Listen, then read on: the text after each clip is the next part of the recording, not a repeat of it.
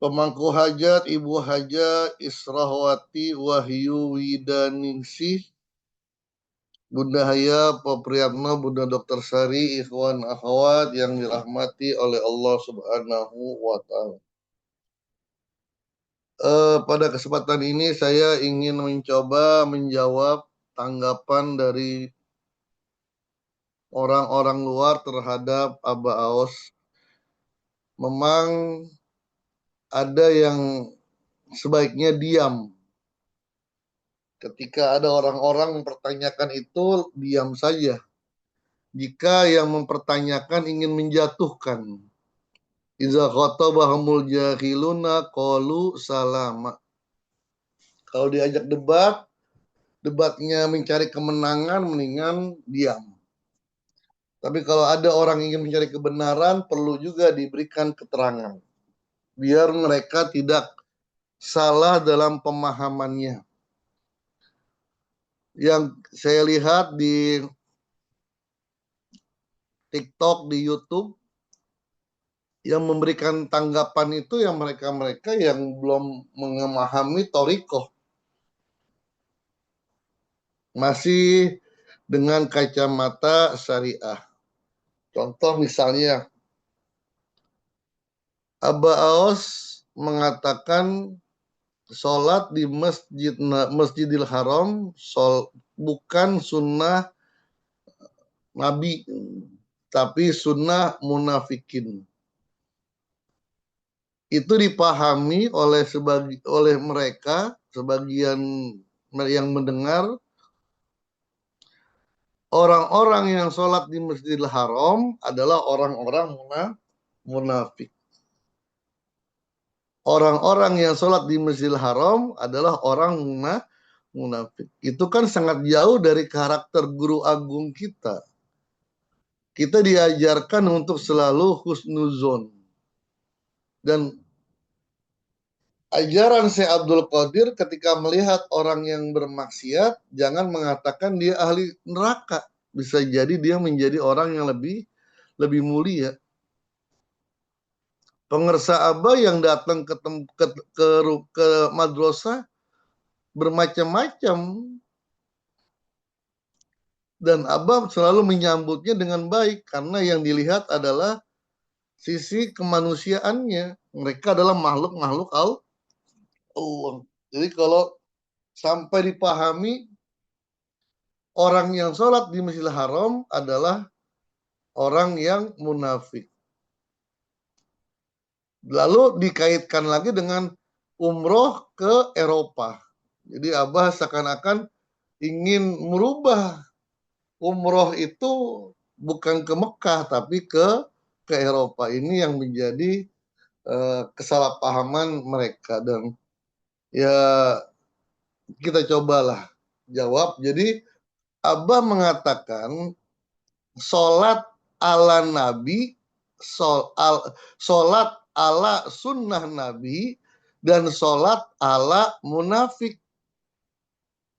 Cara sholat dengan caranya sunnah Nabi, dan caranya orang munafik. Dalam pelaksanaan sholat di Masjidil Haram, emang terindikasi sholat dengan cara-cara orang munafik. Apa diantaranya? Jedah antara azan dan qomat begitu lama. Bisa setengah jam. Tapi mungkin ada alasan lah, mereka juga ada majelis fatwanya, mereka memberikan kebijakan. Tapi secara pandangan guru agung kita, dan itu tidak salah, bahwa apa yang dilakukan seperti iza komu ila sholati komu kusala. Jika mereka mendirikan sholat, mereka bermalas-malasan. Dengan apa? Dengan mengulur-ulur. Udah azan, tapi sholatnya entar gitu. Nah, ini indikasi ala munafik. Tapi yang sholat belum tentu munafik, cuma caranya. Lalu bagaimana secara sunnahnya? Memang ada dalam beberapa kitab sunnah termasuk Al-Muwatta bahwa tidak lama antara sholat apa namanya antara azan dengan iqomah, meskipun memang tidak ada tahdidul waktu, tidak ada tidak ada batas-batas tertentu apa 5 menit 10 menit tidak ada. Cuman zaman Rasulullah itu ya apa namanya ya dilakukan ketika azan, kemudian iqomah, lalu sholat azan, sholat sunnah, iqomah. Memang Rasul pernah mengulur itu ketika panas sekali, ketika udara sangat panas. Tujuannya karena dulu tidak seperti sekarang ya, tidak ada AC dan sebagainya. Indikasi yang kedua adalah setelah sholat tidak ada zikir. Lalu di sholat mereka pergi aja udah. Nggak ada tuh majelis zikir di Masjidil Haram. Meskipun ya pasti ada kebijakan lah dari mereka. Tapi ini indikasi kan. Wala yazkurunallaha illa qalila. Orang munafik itu tidak banyak berzikir kepada Allah. Lalu Abah mencontohkan zikirnya ya la ilaha illallah, la ilaha illallah. Tapi nggak harus la ilaha illallah, yang penting zikir gitu. Bagusnya sih la ilaha illallah.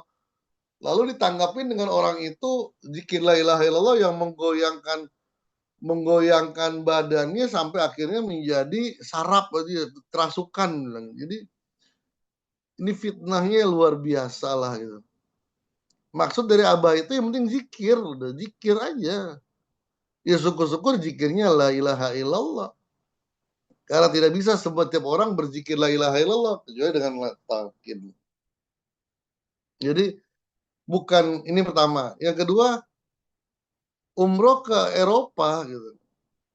Seakan-akan nggak usah ke Mekah, ke Madinah, ke Eropa. Ini yang salah pemahaman. Umroh itu kan al-qasdu ilal makanil amir. Tujuan melakukan perjalanan ke tempat yang ramai gitu.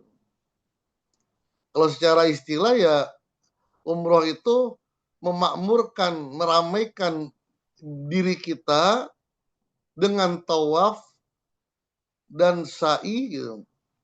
Dan ibadah-ibadah di Masjidil Haram. Abah menggunakan secara lugawi gitu. Umroh memakmurkan, meramaikan diri kita dengan ibadah di mana? Di Eropa gitu. Jadi kalau orang ibadah di Mekah Madinah ya wajar. Orang rajin baca Quran di Mekah Madinah wajar. Orang rajin zikir di Mekah Madinah wajar, emang tempatnya, auranya. Tapi bagaimana di Eropa? Dan ada istilah sedekah bumi. Itu para wali-wali itu ada mengistilahkan sedekah bumi apa? Bumi-bumi yang nggak pernah dipakai untuk berzikir. Itu mereka pasti tahu, merasakan bumi itu menangis kalau di atasnya nggak dipakai untuk berzikir. Yang dilakukan oleh guru agung kita bersama rombongan memakmurkan Eropa dengan zikir, menanamkan, menciptakan raudhoh. Karena membangun raudhoh min riyadil jannah itu apa? Dengan berzikir, mengadakan majelis ilmu. Iza marartum bi riyadil jannah farta'u. Kalau engkau melewati taman sorga, mampirlah. Apa taman sorga? Majelis zikri. Majelis zikir. Jangan cuma di Arab aja, tapi jadikan itu di Eropa. Ketika sudah ada raudhoh, maka turunlah rahmat Allah. Dan diyakini rahmat Allah akan terus turun di tempat itu. dan akan memberikan kepada orang-orang di sekitarnya. Apa? Mereka mendapatkan hidayah. Inilah dakwah tasawuf kan seperti itu. Tasawuf itu bukan memaksa, gitu, tapi memohon kepada Allah agar menurunkan hidayah kepada mereka. Innama anta muzakir lasta alaihim bimusaitir. Kamu ini hanya sebagai pengingat dan engkau bukan memaksa mereka mendapatkan hidayah. Begitu pula terkait dengan talqin. Jadi manusia pertama yang mengucapkan istilah talqin adalah Rasulullah. Talqin secara Islam ya, lakinu mautakum biqauli la ilaha illallah. Talqinkan mautakum, orang yang sudah meninggal. Itu yang dipahami secara umum. Lalu secara penelitian yang menghidupkan istilah talqin adalah Syekh Abdul Qadir Al-Jailani melalui kitabnya Syirul Asror. Syekh Abdul Qadir Al-Jailani menafsirkan lakinu mautakum biqauli la ilaha illallah bukan hanya kepada orang yang meninggal dunia, tapi orang yang masih hidup, yang hatinya bisa jadi tidur, hatinya bisa jadi mati. Maka talqin. Dan dalam tulisannya ada bab yang beliau tulis Al-Fasdul Khamis fi bayani taubati wa talqin. Itu berulang-ulang sampai beliau mengatakan penegasan dari Syekh Abdul Qadir, la ta'ilam anna maratibal mazkurata la taksul, bahwa tingkatan-tingkatan yang disebutkan syariah, thariqah, ma'rifah, hakikat tidak akan didapati la taksul illa bitaubatin nasuhi wa bitalqini min ahlihi.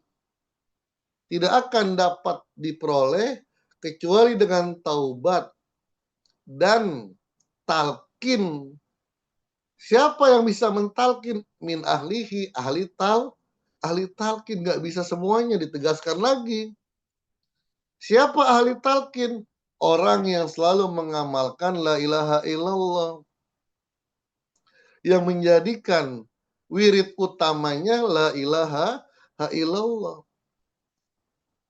Banyak ulama-ulama tapi bisa jadi tidak menomorsatukan la ilaha illallah, bisa jadi ya yang pegangan mereka adalah rotibul haddad, bisa jadi yang mereka pegang adalah hizib bahar, bisa jadi yang mereka pegang adalah baca selawat Nabi. Itu nggak ada masalah gitu. Cuman ahli talqin itu adalah orang yang benar-benar mengamalkan la ilaha illallah dan menomorsatukan la ilaha illallah dari amalan-amalan yang lain. Masuklah kriteria ini kepada guru agung kita, Syekh Muhammad Abdul Ghaus. Aba Awas ini selalu mengamalkan la ilaha illallah setiap habis sholat. Di malam harinya bisa 1000 kali. Dan tidak ada amalan di atas la ilaha illallah. Itu yang beliau yakinin. Itu yang pertama ini. Yang kedua, ahlu talqin itu siapa? Min qalb takiyun nakiyun mimma siwallah. Qalbun takiyun nakiyun mimma siwallah. Orang yang hatinya sudah bertakwa kepada Allah, takutnya kepada Allah, malunya kepada Allah, segalanya untuk Allah, nakiyun, tidak ada apa-apa yang diinginkan kecuali Allah. Ini bersifat objektif lah penilaiannya, tapi kita yakin ini sudah ada dalam diri guru agung kita. Tidak ini. Kemudian si Abdul Qadir juga mengulang-ulang at-talqin ala tuqati masya Allah. ta'ala min qalbil muttalakin. Jadi talqin itu alat memutus, memotong apa-apa selain Allah. Nggak pakai talqin nggak akan bisa hilang. Itu kan sesuatu yang luar biasa kerasnya. Dan berulang-ulang si Abdul Qadir Al-Jailani. Maka wajar kalau Abah itu benar-benar menganjurkan untuk pentingnya talqin. Kenapa? Karena torikonya qadiriyah. Menghidupkan ajaran Rasulullah yang dihidupkan oleh Syekh Abdul Qadir Al-Jailani. Wallahu a'lam bishawab. Assalamualaikum warahmatullahi wabarakatuh.